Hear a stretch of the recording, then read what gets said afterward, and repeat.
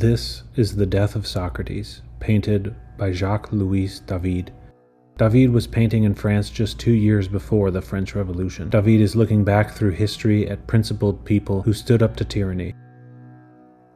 His painting before this was the famous Oath of the Oreithyia, a story of principled resistance. But let's get back to Socrates. Nerdwriter produced an excellent video essay on the painting 7 years ago. It was this video that really catalyzed my thinking about this painting. I highly recommend it for a more thorough introduction to the story of Socrates' death and how David represented it in this painting. In short, Socrates' death was an execution. The city of Athens had sentenced him to death, and Xenophon provides us with the charges. Socrates is guilty of crime in refusing to recognize the gods acknowledged by the state and importing strange divinities of his own. He is further guilty of corrupting the young.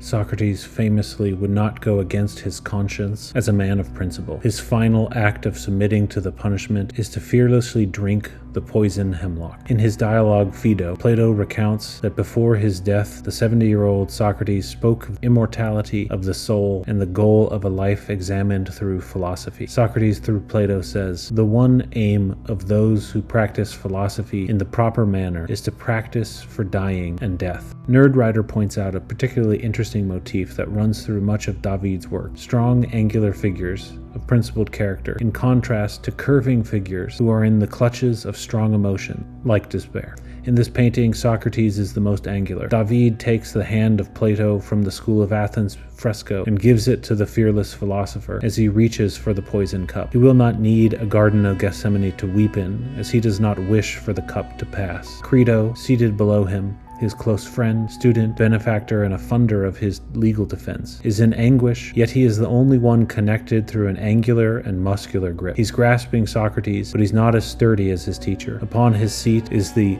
Aeoneon seal, meaning of Athens, and the signature of David in a font that is characteristic of pen and ink. Being of Athens is a reference to being rational. Socrates famously defended the strength of reason over the base passions that the Grecian religions tended to promote. Crito is the only other person whose feet are not planted on the ground either. Socrates has lifted his feet while Crito is only part of the way there, and David himself seems to identify with Crito and strive to be like Socrates as he sees a fight of principles in his political future.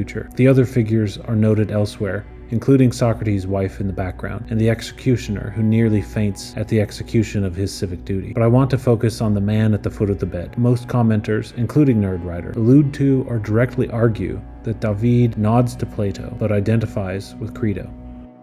Plato is depicted as an old man with a slouched posture, inactive and relaxed, neither taken by the passion of despair like the others, nor stiffened by the principles that guide Socrates. The fact that David takes Plato's historic gesture away from him and gives it to his teacher Socrates further emphasizes this reading of the painting. David stamps his initial on the stone seat that Plato rests upon as if to note the debt, but there is no glory here. Even the incense burner, which signifies prayers throughout the ancient world, is seen to be immaterial. Only the stand casts a shadow. David lifts up reason and principle, only acknowledging the smallest debt to the student who recorded the words of Socrates, perhaps against his very will.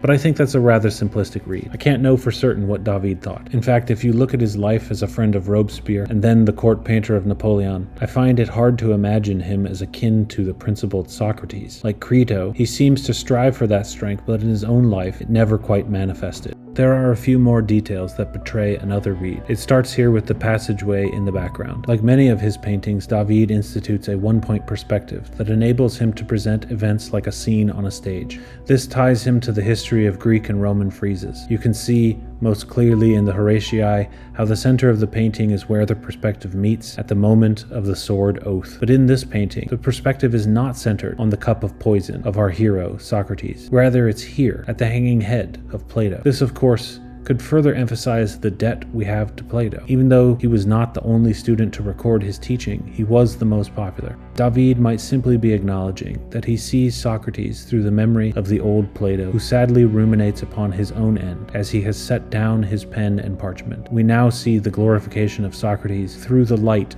of Plato. But as we look at this scroll, you might notice another oddity. There are two light sources in this painting.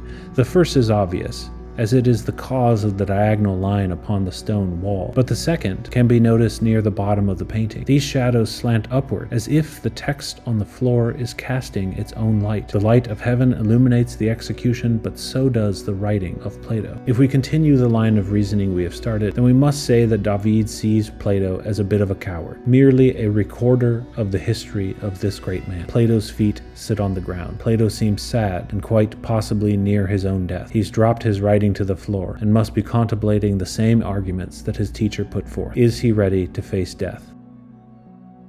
Plato did not get charged with corrupting the youth, which means he must be weak. If he were a good student of his master, wouldn't he have spoken truth to the powerful? He is just as fluid as those in despair, but he does not even have the benefits of true emotion. Plato must be a coward. Clearly Socrates is stronger than his feeble student, who could only lift a pen rather than a cup of poison.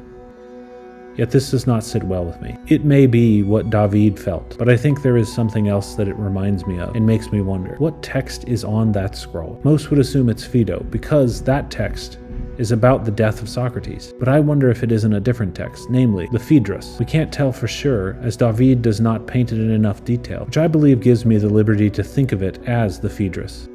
So what is the Phaedrus about? Most would say that the Phaedrus is a dialogue about who you should have sex with. That is, it tells the story of a young man meeting Socrates outside the gates of Athens and strolling along the river Ilsus, talking about a speech that Lysias gave to Phaedrus. The core of the speech is that it's better to have sex with a person who does not love you, rather than one who loves you. Phaedrus puts it this way: "My tale, Socrates, is one of your sort, for love was the theme which occupied us, love after a fashion." Lysias has been writing about a fair youth who was being tempted, but not by a lover, and this was the point. He ingeniously proved that the non-lover should be accepted rather than the lover. Over the course of the dialogue, 3 speeches are given. Lysias' speech is followed by Socrates' critique and improvement upon the same speech by criticizing the structure of the speech, and finally, a third speech in which Socrates repents of his blasphemy against the god of love. If you're following me, this is a bit odd. We just looked at a painting that displays the ramifications of Socrates denying the gods of the city. Yet, here he speaks highly of loving those who love you because of the goddess of love, and indeed he fears the ramifications of the rage of the goddess of love. Most commentaries I have read solely discuss the content of the speeches and their philosophical ramifications, but seem to skip over the narrative details. I believe we need to look beyond the speeches to understand what this text is about. For example, Socrates states the folly of writing. He points out that because Lysias has written his speech down, he can never change his mind and repent. He is forever at risk of the ramifications of the blasphemy Lysias wrote, impacting or going against the god of love. Yet, we are reading this text. On top of that, we know Plato wasn't there because the only 2 characters in the dialogue are Phaedrus and Socrates. It's impossible to know if this conversation by the river actually happened, but we must assume that much of this text cannot be taken straightforwardly, much like the painting. Near the beginning of the dialogue, Plato has Socrates say this: "How delightful is the breeze, so very sweet, and there is a sound in the air shrill and summer-like, which makes answer to the chorus of the cicadae." Cicadae are cicadas. Listen to this and tell me if it sounds like a chorus to you. No one would ever describe cicadas as a chorus. Plato tells us what he is up to when he describes the only acceptable way to write. No, in the garden of letters he will sow and plant, but only for the sake of recreation and amusement. He will write them down as memorials to be treasured against the forgetfulness of old age, by himself, or by any other old man who is treading the same path. He will rejoice in beholding their tender growth, and while others are refreshing their souls with banqueting and the like, this will be the pastime in which his days are spent. What path have they been walking? The path away from the city. Socrates is a man of the city. He worked in the agora. He walks by the river Ilsus, away from men into nature to find what? To find the truth that will correct a youth who has been corrupted. But there is danger in doing this. As they find a spot to rest, there is what seems like a side comment about a girl named Oreithyia, a beautiful daughter of an Athenian king who, as the myths would have it, was carried away by the north wind to her death. Socrates tellingly says this about the story: "The wise are doubtful, and I should not be singular if, like them, I too doubted." I might have a rational explanation that Oreithyia was playing with Pharmacia when a northern gust carried her over the neighboring rocks, and this being the manner of her death. She was said to have been carried away by Boreas, There is a discrepancy, however, about the locality. According to another version of the story, she was taken from Areopagus and not from this place. As far as I can tell, there is no discrepancy about the location. Only Socrates knows of this discrepancy. So what is the Areopagus? The place where murderers were tried, as well as blasphemers. This is the place where Socrates would have been sentenced to death. What is the most beautiful daughter of Athens? Philosophy, the owl. Oreithyia means the mountain raging, perhaps one who rages against the mountain. Oreithyia was playing with pharmacia, which means poison or sorcery. Plato is writing so that folks who are on the same path as him might remember. Wisdom can be killed by the gods. It can also be killed by men. Socrates was playing with poison and he died for it.